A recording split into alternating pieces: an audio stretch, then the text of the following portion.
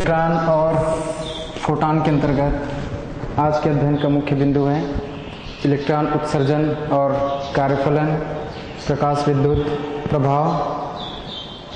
Electron उत्सर्जन के क्या क्या प्रकार होते हैं इसके बारे में अध्ययन किया जाएगा। पहले हम देख लेते हैं इलेक्ट्रॉन उत्सर्जन और कार्यफलन।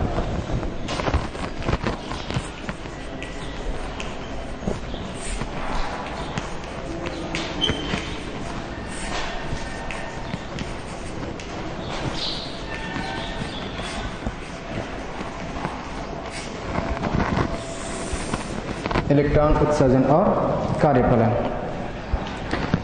चूंकि हम जानते हैं कि जिस धातु की परमाणु क्रमांक अधिक होती है उसमें मुक्त इलेक्ट्रॉनों की संख्या भी क्या होती है, अधिक होती है। जितनी परमाणु क्रमांक ज़्यादा रहेगा इलेक्ट्रॉनों की संख्या भी उतनी ही अधिक रहेगी। तो इस मुक्त इलेक्ट्रॉन जो होती है वह परमाणु के विभिन्न कक्षकों में अनियमित गति करते रहती है, उसके पृष्ठ पर अनियमित गति करते रहती है। इस इलेक्ट्रॉनों की ऊर्जा इतनी अधिक नहीं होती है कि वह उस सतह से या पृष्ठ से बाहर चली जाए। तो यदि किसी विधि के माध्यम से उस इलेक्ट्रॉनों को ऊर्जा दी जाए तो वह इलेक्ट्रॉन ऊर्जा को ग्रहण करके क्या हो जाती है, उत्तेजित हो जाती है। और उत्तेजित होने के बाद धातु की जो सतह रहती है उस सतह से इलेक्ट्रॉन जो है निकलना शुरू हो जाती है। तो इलेक्ट्रॉन निकलने की इस प्रकार की जो क्रिया होती है उसी क्रिया को हम क्या कहते हैं, इलेक्ट्रॉन का उत्सर्जन कहते हैं। ठीक है। इलेक्ट्रॉन उत्सर्जन में एक न्यूनतम ऊर्जा की आवश्यकता हो रही है, मतलब जिस ऊर्जा को इलेक्ट्रॉन ग्रहण कर रही है उसी ऊर्जा को हम क्या कहते हैं, एक उस सतह के लिए न्यूनतम ऊर्जा कहेंगे। और उस ऊर्जा का नाम होती है उस धातु की सतह के लिए कार्यफलन ऊर्जा। कार्यफलन ऊर्जा अर्थात किसी धातु की सतह से इलेक्ट्रॉन निकलने के लिए आवश्यक न्यूनतम ऊर्जा होती है, उसी न्यूनतम ऊर्जा को हम क्या कहते हैं, उस धातु फलन के लिए कार्यफलन ऊर्जा कहते हैं। और इस कार्यफलन ऊर्जा की जो मात्रक होती है वह होता है इलेक्ट्रॉन वोल्ट होती है।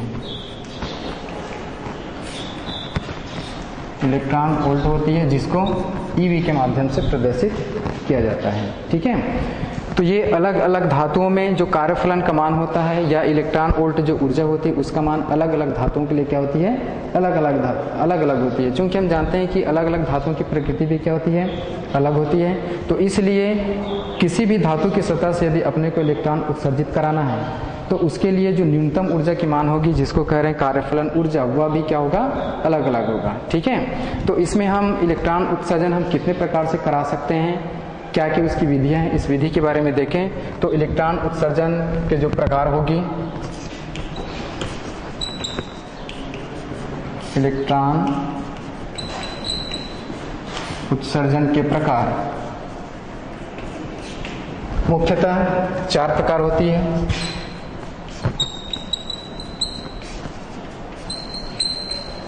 चार विधि के माध्यम से हम धातु की सतह से इलेक्ट्रॉनों का उत्सर्जन करा सकते हैं। तो पहला विधि हम लेके चलते हैं तपायनिक उत्सर्जन।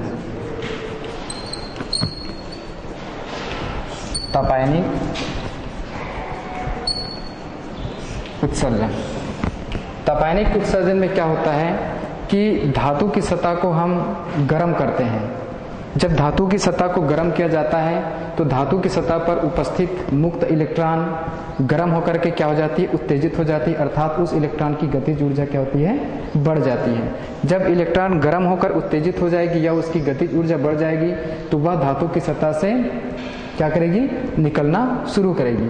तो इसी विधि को हम क्या कहेंगे, तपायनिक उत्सर्जन कहेंगे। अर्थात किसी धातु को गर्म करके उसकी पृष्ठ से इलेक्ट्रॉन उत्सर्जित कराने की जो क्रिया रहती है उस क्रिया को हम क्या कहते हैं, इलेक्ट्रॉनों का उत्सर्जन में तपायनिक उत्सर्जन के अंतर्गत हम उसको ले सकते हैं। दूसरी हम ये भी देख सकते हैं कि तपायनिक उत्सर्जन के लिए धातु की प्रकृति क्या होना चाहिए। क्या किसी भी धातु से तपायनिक उत्सर्जन करा करके हम इलेक्ट्रॉन का उत्सर्जन करा सकते हैं? जी नहीं। तो इसमें क्या होती है कि तपायनिक उत्सर्जन के लिए 2 कंडीशन होती है या 2 इसके शर्तें होती है। तो सबसे पहले हम ये देखते हैं कि हम देख रहे हैं कि कार्यफलन ऊर्जा क्या है कि धातु की पृष्ठ से इलेक्ट्रॉन को उत्सर्जित कराने के लिए जो न्यूनतम ऊर्जा होती है, ठीक है, इस ऊर्जा को हम क्या कहते हैं, कार्यफलन ऊर्जा कहते हैं। तो जिस धातु को हम गर्म कर रहे हैं उस धातु का कार्यफलन ऊर्जा का मान क्या होना चाहिए, कम होना चाहिए। ठीक है। कम होगी तो क्या होगी, हल्की मात्रा में यदि उस धातु की सतह को हम गर्म करें तो वह क्या हो जाएगा, आसानी से गर्म होकर के उस पृष्ठ में उपस्थित जो इलेक्ट्रॉन है उसकी गतिज ऊर्जा बढ़ जाएगी और वहां से इलेक्ट्रॉन का उत्सर्जन शुरू हो जाएगा। ठीक, तो पहले शर्त समझ में आ गई कि कार्यफलन ऊर्जा का मान क्या होना चाहिए, कम होना चाहिए उस धातु के लिए। ठीक है, दूसरा यहाँ पर क्या होना चाहिए कि धातु का जो गलनांक होगी वह क्या होना चाहिए, अधिक होना चाहिए। यदि कम गलनांक वाली होगी तो क्या होगी, गर्म करेंगे तो गल जाएगी मतलब वहां से इलेक्ट्रॉनों का उत्सर्जन नहीं हो पाएगा। ठीक है, तो जैसे टंगस्टन जो धातु होती है, इस प्रकार के धातु का उपयोग तपैनिक उत्सर्जन में लिया जाता है, ताकि गलनांक अधिक होगी तो जितने अधिक गर्म करेंगे गलेगी नहीं धातु और वहां से इलेक्ट्रॉनों का उत्सर्जन शुरू होगा। ठीक, तो ये पहला प्रकार था तपैनिक उत्सर्जन, जिसमें हम धातु को गर्म करके उसकी सतह से इलेक्ट्रॉनों को क्या करते हैं, उत्सर्जित कराते हैं। ठीक, दूसरी विधि हम इसमें ले सकते हैं प्रकाश विद्युत उत्सर्जन। दूसरी विधि है प्रकाश विद्युत उत्सर्जन। प्रकाश विद्युत उत्सर्जन में क्या होता है कि धातु की सतह पर उच्च आवृत्ति की प्रकाशें डाली जाती है। जैसे उदाहरण के लिए लेके चलें, ये किसी एक धातु की सतह है, इस पर हम क्या करेंगे, उच्च आवृत्ति की प्रकाश यहाँ पर डालेंगे। इस उच्च आवृत्ति की प्रकाश की जो ऊर्जा हो सकती है वह होती है E=hν, जहाँ पर ν क्या है, प्रकाश की आवृत्ति है। तो जब धातु की सतह पर उच्च आवृत्ति की प्रकाश डाली जाती है तो धातु की सतह पर उपस्थित इलेक्ट्रॉन की गतिज ऊर्जा बढ़ जाएगी, अर्थात इस एनर्जी को, इस ऊर्जा को धातु की सतह पर उपस्थित इलेक्ट्रॉन क्या करेगा, ग्रहण करेगा, जिससे वह सतह से क्या हो जाएगी, उत्सर्जित होगी। ठीक है, तो इस तरीके के उत्सर्जन को हम क्या कहते हैं, प्रकाश विद्युत उत्सर्जन कहते हैं। और यहाँ पर जो प्रभाव उत्पन्न होते हैं उस प्रभाव को हम क्या कहते हैं, प्रकाश विद्युत प्रभाव के नाम से जाना जाता है। तो प्रकाश विद्युत प्रभाव की दूसरी परिभाषा हम यहाँ पर ये भी दे सकते हैं कि जब धातु की सतह पर E=hν ऊर्जा की फोटॉन आपतित कराई जाती है, या वहाँ पर E=hν ऊर्जा की प्रकाश धातु की सतह पर डाली जाती है, तो वहां से इलेक्ट्रॉन उत्सर्जित होना शुरू हो जाती है। इस क्रिया को हम क्या कहते हैं, प्रकाश विद्युत उत्सर्जन की क्रिया कहते हैं। और ऐसे प्रभाव को हम क्या कहते हैं, प्रकाश विद्युत प्रभाव कहते हैं। ठीक है, तो प्रकाश विद्युत प्रभाव में जो ट्रायोड वाल्व होती है, डायोड वाल्व होती है, इस प्रकार इसमें इसका उपयोग किया जाता है। दूसरी इसमें प्रकाश विद्युत उत्सर्जन का सबसे अच्छा उदाहरण ये ले सकते हैं कि जैसे विसर्जन नली में हम कैथोड किरणें पर जब पराबैंगनी किरणें डालेंगे तो वहां से विद्युत की क्रिया क्या होती है, संचालित होती है। विद्युत की क्रिया संचालित होती है मतलब वहां पर इलेक्ट्रॉनों का क्या होता है, उत्सर्जन होता है। जैसे इसके पहले हमने एक प्रयोग में देखा था, जे थॉमसन के एक प्रयोग में एक विसर्जन नली ली गई थी, उसमें कैथोड पर क्या डाला गया था, उच्च आवृत्ति की प्रकाश किरण डाली गई थी और वहां से इलेक्ट्रॉनों का उत्सर्जन शुरू हुआ था। ठीक है, तो प्रकाश विद्युत प्रभाव का सबसे बढ़िया उदाहरण वही है कि विसर्जन नली में कैथोड किरण के माध्यम से इलेक्ट्रॉन का उत्सर्जन कराना। तो ये हो गई प्रकाश विद्युत उत्सर्जन। क्लियर हो गया। तीसरा हम इसमें ले सकते हैं क्षेत्र उत्सर्जन।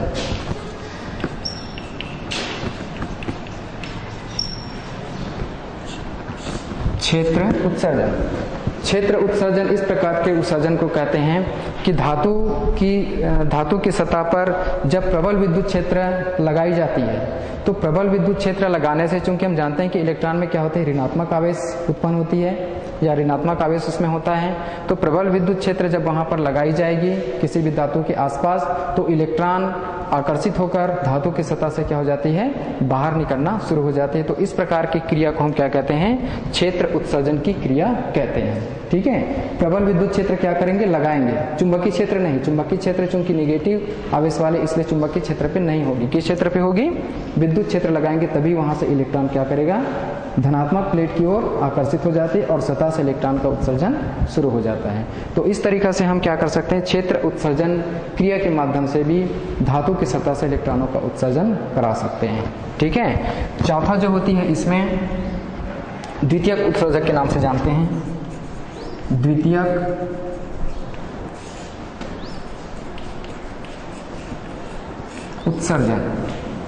उत्सर्जन में या द्वितीयक उत्सर्जन की परिभाषा ये देख सकते हैं कि जब धातु की सतह पर गतिशील कण आकर के क्या होती है, टकराती है, जब गतिशील कण आकर के टकराएगी तो अपनी समस्त गतिज ऊर्जा को उस धातु की सतह पर क्या कर देगी, दे देगी, जिससे धातु की सतह पर उपस्थित जो इलेक्ट्रॉन है उसको क्या करती है, ग्रहण कर लेती है उस ऊर्जा को, और वहां से इलेक्ट्रॉन का उत्सर्जन शुरू हो जाता है। जैसे इसको यदि हम चित्र के माध्यम से समझें तो ये हमारे पास एक धातु की सतह है।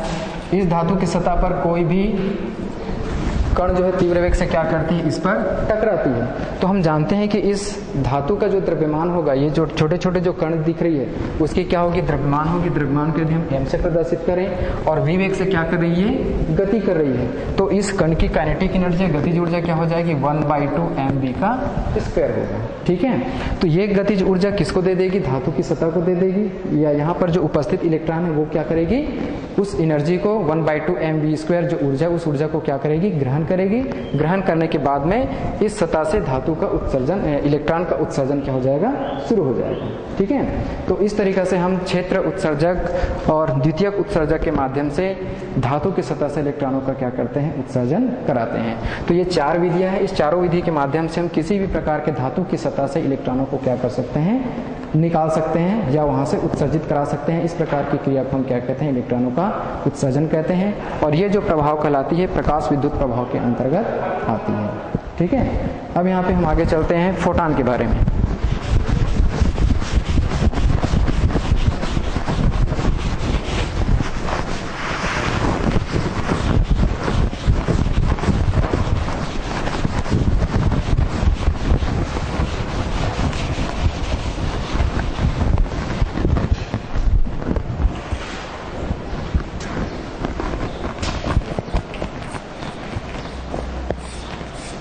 फोटॉन, चूंकि हम जानते हैं कि प्रकाश की द्वैती प्रकृति होती है। द्वैती प्रकृति का मतलब क्या होता है कि हाइगेन और न्यूटन, हाइगेन ने क्या बताया था कि प्रकाश तरंगों के रूप में संचरित होती है, और न्यूटन ने क्या बताया था कि प्रकाश तरंग के रूप में नहीं, कण के रूप में संचरित होती है। तो इस तरीके से हम यदि हाइगेन की तरंग सिद्धांत को अपनाएं और न्यूटन की कणिका सिद्धांत को अपनाएं तो तरंग जो है डबल नेचर क्या करती है, बिहेव करती है, व्यवहार करती है। तो इस कारण इसको हम क्या कर सकते हैं, प्रकाश की द्वैती प्रकृति के नाम से इसको हम जानते हैं। ठीक है, फोटॉन में क्या होता है कि जैसे हाइगेन के यदि हम तरंग सिद्धांत के अनुसार यदि हम बात करें तो प्रकाश की जो घटनाएं घटित होती है, जैसे व्यतिकरण की घटना हो गया, विवर्तन की घटना हो गया, ध्रुवण की घटना हो गया, तो इन सारे प्रकाशिक जो घटनाएं घटित होती है उसको हम हाइगेन के तरंग सिद्धांत के अनुसार क्या कर सकते हैं, समझा सकते हैं। लेकिन प्रकाश की और जो घटनाएं होती है, जैसे कृष्ण पिंड विकिरण, कृष्ण पिंड विकिरण का मतलब क्या हुआ कि जैसे कृष्ण पिंड का मतलब होता है ब्लैक बॉडी, जैसे काजल हो गया। ठीक है, काजल की सतह से यदि अपने को क्या करना है, प्रकाश को उत्सर्जित कराना है या प्रकाश का अवशोषण कराना है, तो हम हाइगेन के तरंग सिद्धांत के अनुसार हम उसको परिभाषित नहीं कर सकते। ठीक है, उसी तरीके से किसी भी सतह पर जो प्रकाश का उत्सर्जन होती है, अवशोषण होती है, इस क्रिया को भी हम हाइगेन के तरंग सिद्धांत के अनुसार नहीं समझा सकते। इसके अतिरिक्त जो प्रकाश विद्युत जो प्रभाव होती है, प्रकाश विद्युत प्रभाव की घटना को भी हम हाइगेन के तरंग सिद्धांत के अनुसार नहीं समझा सकते। तो ऐसे सारी घटनाओं को, जैसे कृष्ण पिंड विकिरण हो गई, प्रकाश का उत्सर्जन और अवशोषण हो गया, या प्रकाश विद्युत प्रभाव की व्याख्या हो गई, तो ऐसे घटनाओं को समझाने के लिए या ऐसे घटनाओं को प्रदर्शित करने के लिए हाइगेन की तरंग सिद्धांत नहीं बल्कि प्लांक के क्वांटम सिद्धांत की आवश्यकता पड़ती है। और प्लांक के क्वांटम सिद्धांत के अनुसार हम ये जानते हैं कि प्रकाश ऊर्जा का छोटा छोटा क्या होता है, बंडल होता है। इसमें हम लिख सकते हैं प्रकाश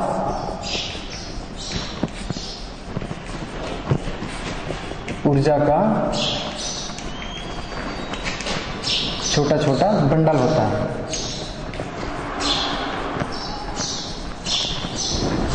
और इसी बंडल को हम क्या कहते हैं, फोटॉन कहते हैं। ठीक है, तो प्रकाश की जो अवशोषण होगी या उत्सर्जन होगी इसी छोटे छोटे कणों के रूप में होगी, जिसको हम क्या कहेंगे, फोटॉन कहेंगे। और प्रत्येक फोटॉन की ऊर्जा, प्रत्येक फोटॉन में निश्चित मात्रा में क्या होती है, ऊर्जा होती है, ऊर्जा होती है। और उस फोटॉन की क्या रहेगी, संवेग भी होती है। तो फोटॉन की ऊर्जा और संवेग आपतित प्रकाश की तीव्रता के क्या होती है, अनुक्रमानुपाती होती है। सॉरी आपतित प्रकाश की जो आवृत्ति होती है उस आवृत्ति के क्या होती है, अनुक्रमानुपाती होती है। यदि हम आपतित प्रकाश की आवृत्ति को बढ़ाएं तो फोटॉन की ऊर्जा ये बढ़ जाएगी और फोटॉन का संवेग भी क्या हो जाएगा, बढ़ जाएगा। समझ में आ गया। तो यदि हम फोटॉन की ऊर्जा को यदि ई से प्रदर्शित करते हैं, या यहाँ पर हम ये लेके चलते हैं कि मान लीजिए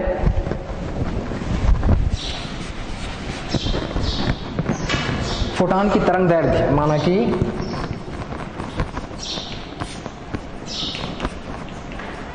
फोटॉन की तरंग दैर्ध्य को लैम्डा से प्रदर्शित करें और प्रकाश की आवृत्ति न्यू हो और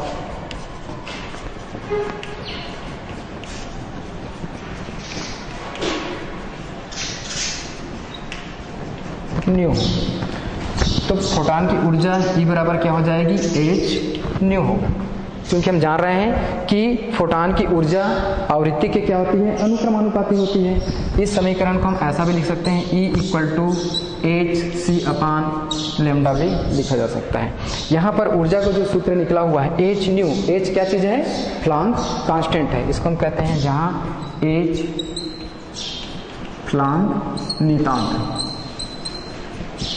क्योंकि इस सिद्धांत को हम किसके अनुसार समझ रहे हैं, प्लांक के क्वांटम सिद्धांत के अनुसार। तो वहां पर एक नियतांक आया है जिसका मान है h, और h को हम क्या कहते हैं, प्लांक कांस्टेंट कहते हैं। और इसकी जो वैल्यू होती है या मान होती है, h का मान होता है 6.67 इंटू 10⁻³ जूल सेकेंड होती है। 6.67 गुणित 10⁻34 जूल सेकेंड होती है एच का मान, जिसको हम कहते हैं प्लांक कांस्टेंट या प्लांक नियतांक। तो समीकरण यहाँ पर निकला हुआ E equal to H nu. ये जो समीकरण है, ऊर्जा का मान हम किस रूप में निकाल रहे हैं, प्रकाश की आवृत्ति के रूप में निकाल रहे हैं। यहाँ पर इस समीकरण का दूसरा रूप यहाँ पर लिखा गया है E equal to H C upon lambda. यहाँ पर फार्मूला जो निकली हुई है वो किस रूप में है, प्रकाश की चाल। सी का मतलब क्या है, प्रकाश की चाल, और लेमडा क्या चीज है, प्रकाश की तरंग दैर्ध्य। तो इसी सूत्र को हम दूसरे रूप में क्या लिख लिए, प्रकाश की चाल और तरंग दैर्ध्य के रूप में यहाँ पर इस सूत्र को प्रदर्शित किया गया है। ठीक है। दूसरा हम क्या कह रहे हैं कि फोटॉन का जो संवेग होता है वो भी आवृत्ति की क्या होती है, अनुक्रमानुपाती होती है। अर्थात यदि संवेग को हम किससे प्रदर्शित करें, P से प्रदर्शित करें, तो P बराबर क्या हो जाएगी, h न्यू अपान c, h न्यू अपान c। इसको दूसरे रूप में लिखें तो P बराबर हो जाएगा h अपान लेमडा।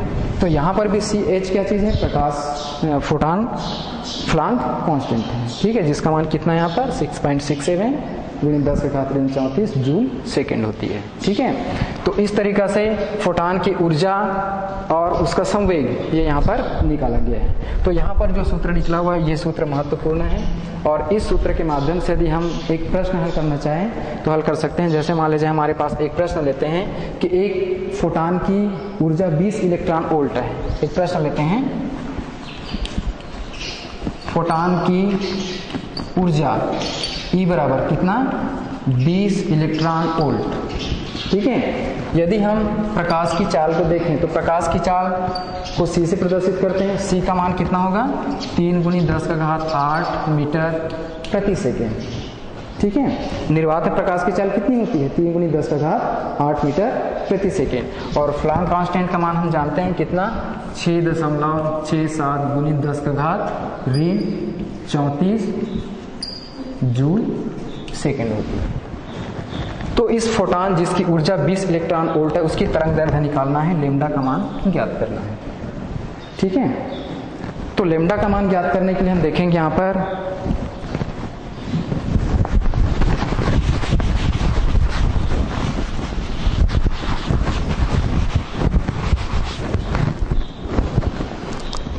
ऊर्जा दिया गया है 20 इलेक्ट्रॉन वोल्ट। 20 इलेक्ट्रॉन वोल्ट को हम क्या करेंगे, चूंकि हम जानते हैं चूंकि 1 इलेक्ट्रॉन वोल्ट बराबर कितनी जूल होती है, 1.6 गुणित 10⁻19 जूल होती है। ठीक है। अब यहाँ पे 20 इलेक्ट्रॉन वोल्ट दिया गया है तो क्या हो जाएगी, इसलिए 20 इलेक्ट्रॉन वोल्ट बराबर कितना हो जाएगा, 20 गुणित 1.6 गुणित 10⁻19 जूल हो जाएगी। ठीक है। ये दोनों मान कांस्टेंट है, दिया हुआ है, c और h का मान दिया हुआ है। निकालना क्या है, प्रकाश की तरंग दैर्ध्य निकालना है लैम्डा। तो हम जानते हैं कि ऊर्जा E बराबर, अतः फोटॉन की ऊर्जा E बराबर hc अपान लैम्डा होती है। ठीक है, लैम्डा जो प्रकाश की तरंग दैर्ध्य, इसको निकालेंगे तो क्या हो जाएगी, लैम्डा बराबर, इसको हम लिख सकते हैं hc अपान E। तो लैम्डा का मान निकल जाएगा, h का मान यहाँ पे रखेंगे 6.67 गुणित 10 का घात ऋण 34, c का मान रखेंगे 3 गुणित 10 का घात 8, और यहाँ पर जो E है, E का मान कितना निकला हुआ है, 20 गुणित 1.6 गुणित 10 का घात ऋण 19। इस सब को सरल करेंगे तो यहाँ पर जो लैम्डा का मान है वो निकल जाएगा। तो इस तरीके से हम क्या करेंगे, दिए गए सूत्र से या फोटॉन की ऊर्जा से हम उस फोटॉन की क्या निकाल सकते हैं, तरंग दैर्ध्य निकाल सकते हैं। ठीक है, तो ये था फोटॉन से संबंधित क्वेश्चन। यहाँ पे ये भी देखा जाता है कि फोटॉन का जो विराम द्रव्य, यदि फोटॉन स्थिर अवस्था में है, जिसको हम कहते हैं विराम अवस्था, तो विराम अवस्था में फोटॉन का द्रव्यमान शून्य होती है। यहाँ पे हम लिख सकते हैं विराम द्रव्यमान, ये क्या होता है, 0 होता है या शून्य होता है। लेकिन यदि हम गतिक द्रव्यमान देखें तो आइंस्टीन के सापेक्षता के सिद्धांत के अनुसार फोटॉन की गतिक द्रव्यमान, अर्थात यदि फोटॉन गति कर रही है उस स्थिति में यदि उसका हम द्रव्यमान निकालें तो फोटॉन की गतिक द्रव्यमान निकल जाएगी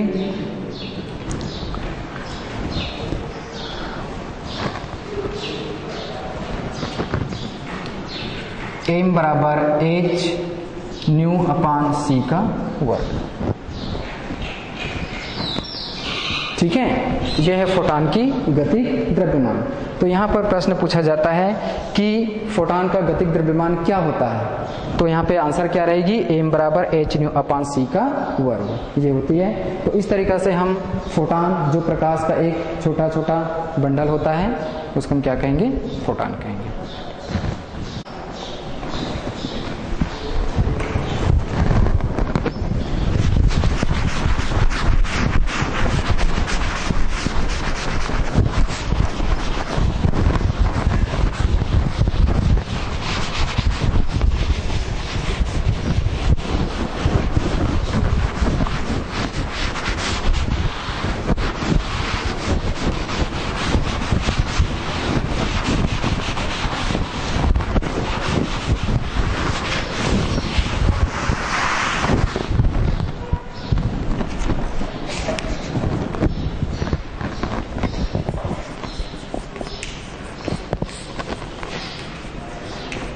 प्रकाश विद्युत प्रभाव।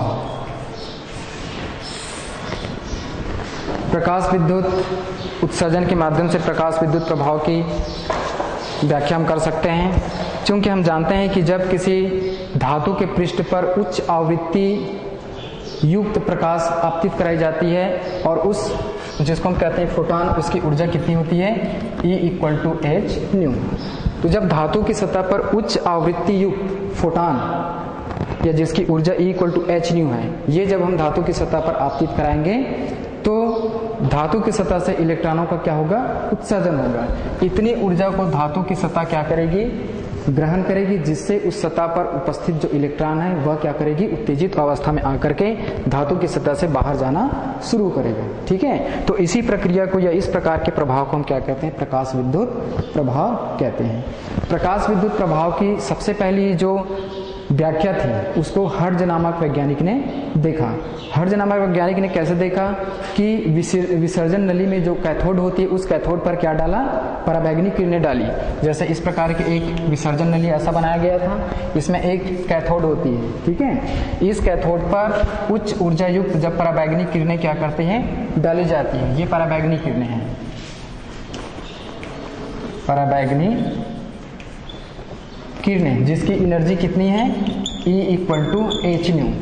तो इस कैथोड से इलेक्ट्रॉन उत्सर्जित होगा और इलेक्ट्रॉन पुंज, जिसको हम कहते हैं कैथोड किरणें, वो इस नली में क्या करेगी, सरल रेखा में गमन करेगी और यहाँ पर एक पर्दा होता है, उस पर्दे में क्या करेगी, चमक उत्पन्न करेगी। ठीक है, तो प्रकाश विद्युत प्रभाव की सबसे पहली व्याख्या हर्ज ने देखा क्या देखा कि पराबैंगनी किरणें कैथोड किरणें पर डाली, तो इससे ये पता चला कि जो विद्युत विसर्जन होती है वो सरलतापूर्वक होता है। ठीक है। दूसरा इसका प्रयोग देखा हाल और वेक्स ने।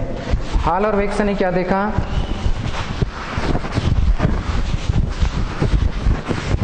हाल और वेक्स का यदि हम प्रायोगिक प्रदर्शन करें तो उन्होंने एक पायरेक्स कांच की बनी हुई एक निर्वात बल्ब लिया, ये इसको हम एक ट्यूब भी कह सकते हैं टी। इसमें धातु की दो प्लेटें रहती है, एक होता है सी और दूसरी होती है ए। सी को हम कैथोड कहेंगे, ए को क्या कहेंगे, एनोड कहेंगे। और कैथोड और एनोड का जो संबंध होती है, एक बैटरी, ये माइनस और ये प्लस, और यहाँ पर धारा मापने के लिए गैल्वेनोमीटर लगा देते हैं। तो इस तरीके से हाल और वेक्स का प्रायोगिक प्रदर्शन है, हाल और वेक्स का प्रायोगिक प्रदर्शन। तो हाल और वेक्स ने देखा कि एक निर्वात ट्यूब लिया, इस निर्वात ट्यूब में या बल्ब भी ले सकते हैं इसको, धातु जिंक धातु की बनी होती है, दो प्लेट है कैथोड और एनोड। इस प्लेट को हम दूसरे नाम से भी जानते हैं, कैथोड को हम कैथोड को हम उत्सर्जक प्लेट के नाम से भी जानते हैं और एनोड को संग्राहक प्लेट के नाम से भी जाना जाता है। दोनों का संबंध एक बैटरी से कर दी जाती है। एनोड का जो संबंध है वो धनात्मक सिरे से और कैथोड का संबंध है वो ऋणात्मक सिरे से यहाँ पे किया गया है। ठीक है। और यहाँ पे धारा मापने के लिए क्या लगाया गया है, एक गैल्वेनोमीटर लगाया गया है। तो यहाँ पर देखते हैं, जब यहाँ पर एक पराबैंगनी किरणें डाली जाती है, इसकी ऊर्जा कितनी होगी, E = H न्यू के बराबर होगी, जिसकी आवृत्ति क्या है, उच्च है या ज्यादा है। ठीक है। तो इतनी ऊर्जा की जब यहाँ पर पराबैंगनी किरणें डाली जाती है किसी स्रोत के माध्यम से, तो कैथोड पर जो उपस्थित इलेक्ट्रॉन है वो क्या करेगी, इतनी ऊर्जा को ग्रहण करने के बाद में उत्सर्जित होगा। उत्सर्जित होगा मतलब ये धनात्मक प्लेट की ओर जाएगी। ठीक है ना। तो जैसे यहाँ पर इतनी ऊर्जा का प्रकाश यहाँ पर डाला जाएगा, इसमें विद्युत क्रिया जो है सरलता पूर्वक होना शुरू हो जाएगी।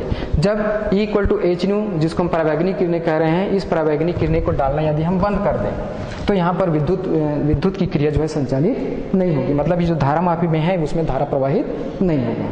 ठीक है। तो इसका क्या प्रेक्षण लिया गया, तो प्रेक्षण में यहाँ पर देखा गया कि जब कैथोड पर पराबैंगनी किरणें डाली जाती है तो कैथोड से इलेक्ट्रॉन उत्सर्जित होता है, क्योंकि उसमें ऋणात्मक आवेश होती है। इस कारण एनोड की ओर क्या होगी, आकर्षित होगी और ये विद्युत परिपथ क्या हो जाएगा, पूरा हो जाएगा, जिसके कारण धारा मापे में विक्षेप आएगा। अर्थात हम यहाँ पर ये कह सकते हैं कि इसमें धारा प्रवाहित हो रही है। ठीक है। जब इस पर पराबैंगनी किरणें डालना बंद कर देते हैं तो कैथोड से इलेक्ट्रॉन का उत्सर्जन होना भी बंद हो जाती है। उस स्थिति में जब यहाँ पर इलेक्ट्रॉन का उत्सर्जन ही नहीं हो रहा है तो एनोड की ओर क्या होगी, आकर्षित नहीं होगा, मतलब ये विद्युत परिपथ पूरा नहीं होगी। और विद्युत परिपथ पूरा नहीं होगी अर्थात यहाँ पर गैल्वेनोमीटर जो लगा उसमें धारा प्रवाहित नहीं होगा, मतलब ये विक्षेप कुछ नहीं बताएगा। ठीक है। तो इस तरीका से हाल और वेक्स ने एक प्रायोगिक प्रदर्शन के माध्यम से जो प्रकाश विद्युत प्रभाव की जो घटना है उसको प्रदर्शित किया गया। ठीक। इसमें यह भी देखा गया कि इस प्रयोग से क्या निष्कर्ष निकला, तो इस प्रयोग से निष्कर्ष ये निकलता है कि सभी प्रकार के धातु में प्रकाश विद्युत प्रभाव के गुण को प्रदर्शित करने की क्षमता पाई जाती है, किसी में अधिक और किसी में कम। अब जैसे मान लीजिए एक क्षारीय धातु लेते हैं, जैसे सोडियम हो गया, पोटेशियम हो गया, रुबिडियम हो गया, सीजियम हो गया। तो इस प्रकार की जो क्षारीय धातु होती है, उस क्षारीय धातु में यदि हम दृश्य प्रकाश डालते हैं तो दृश्य प्रकाश डालते ही इसमें प्रकाश विद्युत प्रभाव की घटना प्रदर्शित होती है। ठीक है। लेकिन कुछ धातु ऐसे होती है जिसमें केवल पराबैंगनी किरणें डालेंगे तभी वहां से तभी उस धातु से इलेक्ट्रॉन का उत्सर्जन शुरू होगा। तो इसका मतलब क्या हुआ कि सभी प्रकार के धातु इलेक्ट्रॉनों का उत्सर्जन करती है, चाहे वह क्षारीय धातु हो या अन्य प्रकार के धातु हो। उसकी प्रकृति के ऊपर निर्भर करता है कि वहां पर हम प्रकाश विद्युत प्रभाव की घटना को जब हम प्रदर्शित करें तो उस धातु की प्रकृति क्या होनी चाहिए, इसके ऊपर निर्भर करेगी। तो ये था हाल और वेक्स का प्रकाश विद्युत प्रभाव को प्रदर्शित करने वाली प्रायोगिक प्रदर्शन। इसमें हम लेनार्ड का भी प्रयोग देख सकते हैं।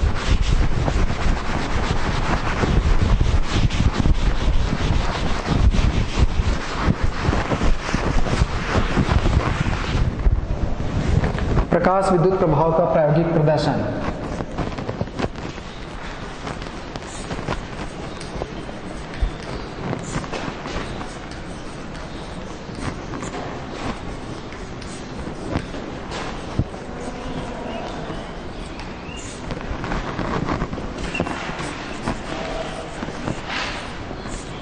लेनार्ड के अनुसार।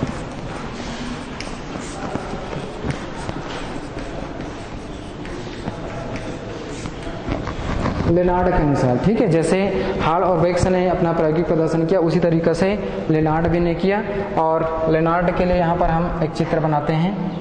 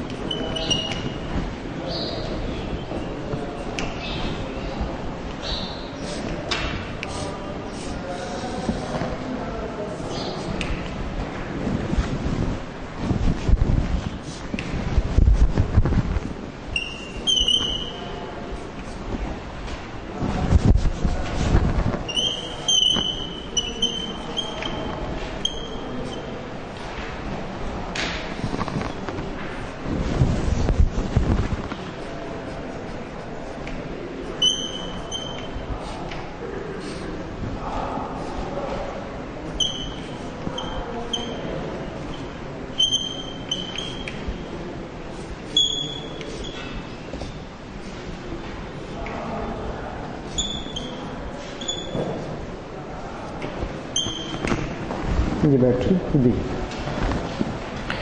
तो लेनार्ड ने अपना प्रायोगिक प्रदर्शन प्रकाश विद्युत प्रभाव की व्याख्या को प्रदर्शित करने के लिए यहाँ पर एक चित्र यहाँ पे बताई गई है, जिसमें कांच की बनी हुई एक बल्ब है। इस पर धातु की 2 प्लेटें लगी हुई है। एक प्लेट है सी, जिसको हम कैथोड कह रहे हैं, दूसरी है ए, जिसको हम क्या कह रहे हैं, एनोड कह रहे हैं। इस बल्ब में एक खिड़की लगा हुआ है, जिसको यहाँ पे W से प्रदर्शित किया गया है। इस खिड़की के माध्यम से किसी स्रोत होती है, उस स्रोत से उच्च ऊर्जा युक्त परावैंगनी किरणें कैथोड पर डाली जाती हैं। एनोड और कैथोड का जो संबंध होती है, यहाँ पर एक माइक्रोमीटर और एक वोल्टमीटर लगा हुआ है। इसके साथ एक धारा को नियंत्रित करने के लिए एक परावर्ती प्रतिरोध लगी गई है, जिसको हम धारा नियंत्रक के नाम से भी जानते हैं। यहाँ पर ये कुंजी K है, जिसको परिवर्ती कुंजी कहते हैं। और एक बैटरी से एनोड और कैथोड को क्या किया गया है, संबंधित किया गया है। तो ये प्रायोगिक प्रदर्शन हो गई। अब इसमें हम देखते हैं कि जब उच्च ऊर्जा युक्त परावैंगनी किरणें जब इस पे डाली जाती है कैथोड पे, तो यहाँ से इलेक्ट्रॉन उत्सर्जित होगी। उत्सर्जित होने के बाद में एनोड की ओर क्या करेगी, आकर्षित होगी, जिससे इस प्रक्रिया में क्या होती है, विद्युत धारा प्रवाहित होती है। विद्युत धारा जो प्रवाह होगी वो माइक्रोमीटर और वोल्टमीटर के माध्यम से हम उसको देख सकते हैं। तो इसका परिणाम और प्रेक्षण क्या निकला, तो यहाँ पर हम देखते हैं परिणाम और प्रेक्षण।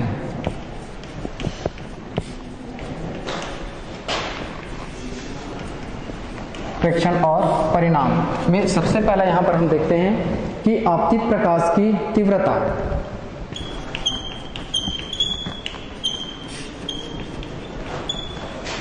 आपतित प्रकाश की तीव्रता, ये जो प्रकाश डाल रहा है उसकी तीव्रता क्या है, ये प्रकाश विद्युत प्रभाव की व्याख्या करती है कि नहीं करती है, या इलेक्ट्रॉन उत्सर्जन हो रहा है वो प्रकाश आपतित प्रकाश की तीव्रता के ऊपर निर्भर करती है कि नहीं करती है। इसके बारे में यहाँ पर प्रेक्षण से ये पता चलता है कि आपतित प्रकाश की तीव्रता का इलेक्ट्रॉन उत्सर्जन पर क्या इफेक्ट होती है या क्या उसका प्रभाव होता है। तो इसको हम ये देख सकते हैं कि यदि संग्राहक प्लेट, ये प्लेट जो है इसको संग्राहक प्लेट कहते हैं, इस प्लेट को हम क्या कहते हैं, उत्सर्जक प्लेट कहते हैं।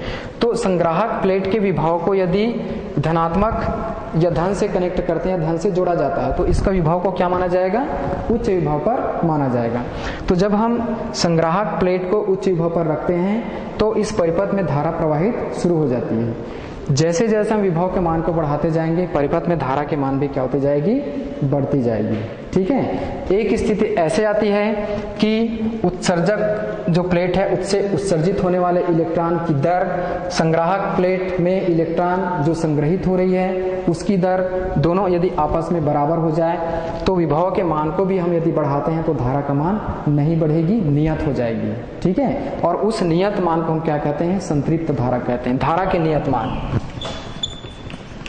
धारा का नियत मान, धारा के नियत मान को कौन सा धारा कहेंगे, संतृप्त धारा कहेंगे। जब दोनों के मान आपस में बराबर हो जाती है, कैथोड से उत्सर्जित होने वाले इलेक्ट्रॉन की दर और एनोड पर आकर्षित होने वाले इलेक्ट्रॉन की दर, तो यहाँ पर यदि विभव के मान को ही बढ़ाएंगे तो इलेक्ट्रॉन इस परिपथ में विद्युत धारा का मान क्या हो जाएगा, नियत रहेगा। मतलब जितनी मात्रा में बह रही है उतनी ही क्या करेगी, प्रवाहित होगी। तो क्या कहलाएगी, वह संतृप्त धारा कहलाएगी, नियत धारा कहलाएगी। ठीक। अब यदि विभव के मान को क्या करते जाए, कम करते जाए, तो स्वाभाविक है जब विभव के बढ़ाने से धारा का मान बढ़ता है तो कम करने से क्या होगी, धारा का मान कम होगी। ठीक। यदि विभव के मान को 0 कर दे तो क्या धारा का मान 0 होगा, कम विभव को कम करने से धारा के मान कम हो रही है। लेकिन यदि विभव को 0 कर दे या 0 कर दे तो क्या धारा का मान 0 होगा, नहीं। क्यों, क्योंकि विभव के मान को यदि हम 0 करते हैं तो धारा के मान 0 नहीं होती है। इसके पीछे कारण यह है कि जो उत्सर्जित होने वाले जो इलेक्ट्रॉन है उस इलेक्ट्रॉन में क्या पाई जाती है, गतिज ऊर्जा।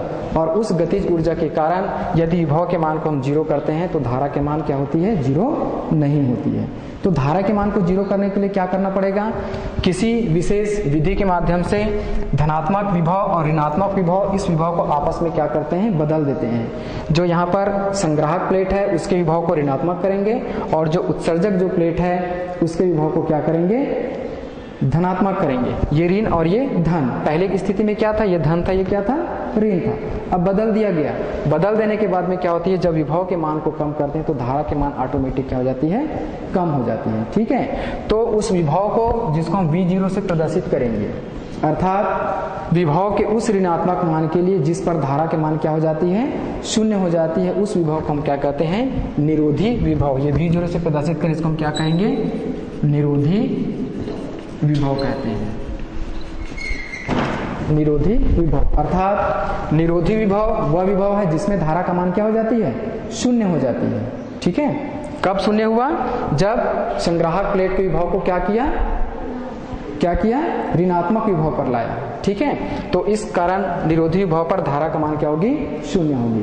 तो ये जो निरोधी विभव है वह जो उत्सर्जित होने वाले इलेक्ट्रॉन है उस इलेक्ट्रॉन की जो अधिकतम गतिज ऊर्जा होती है उसी अधिकतम गतिज ऊर्जा की क्या होती है, माप होती है। मतलब जो उत्तेजित होने वाले जो इलेक्ट्रॉन है उसकी ऊर्जा को हम किससे मापेंगे, निरोधी विभव के माध्यम से मापा जाएगा। ठीक है।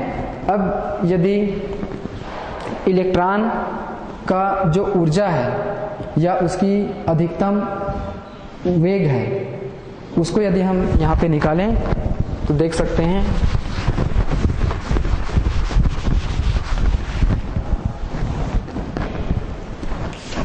माना कि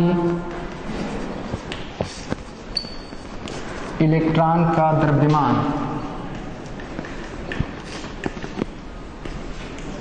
m है। ठीक है।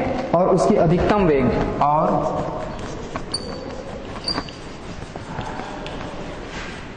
अधिकतम वेग v यहां पर हम लिख देते हैं मैक्सिमम, ये होती है। तो गतिज ऊर्जा कितनी हो जाएगी, इलेक्ट्रॉन की गतिज ऊर्जा E यहाँ पे लिखेंगे मैक्सिमम, अधिकतम गतिज ऊर्जा बराबर क्या हो जाएगा, 1/2 mv², और यहाँ पर लिखेंगे अधिकतम। ठीक है। क्लियर हो गया। यदि इलेक्ट्रॉन का आवेश E हो और उसका निरोधी विभव को हम क्या मान रहे हैं, V0। दूसरी स्थिति में लें, यदि इलेक्ट्रॉन का आवेश E हो और निरोधी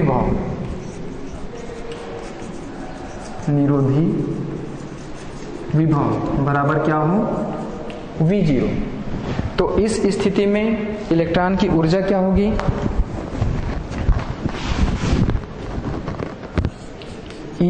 V0 होगा। ठीक है।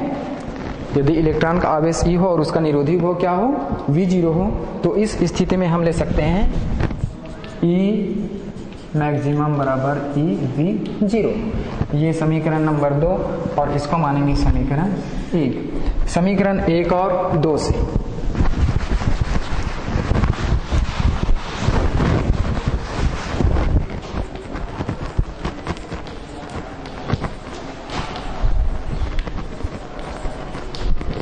समीकरण 1 और समीकरण 2 से EV0 बराबर 1/2 mv² मैक्सिमम ये निकलता है।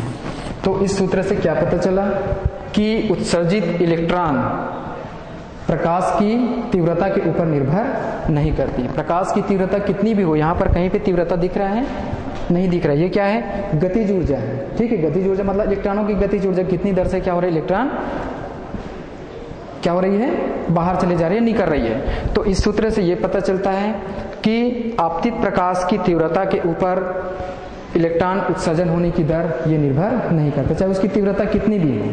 ठीक है, ये इस प्रायोगिक प्रदर्शन का पहला रिजल्ट था। तीव्रता के ऊपर उत्सर्जित इलेक्ट्रॉन की जो दर है वह निर्भर नहीं करती। ठीक है, तो ये आज के जो अध्ययन का जो मुख्य बिंदु था, इसमें लेनार्ड का एक प्रायोगिक प्रदर्शन किया गया, प्रकाश विद्युत प्रभाव की व्याख्या की गई।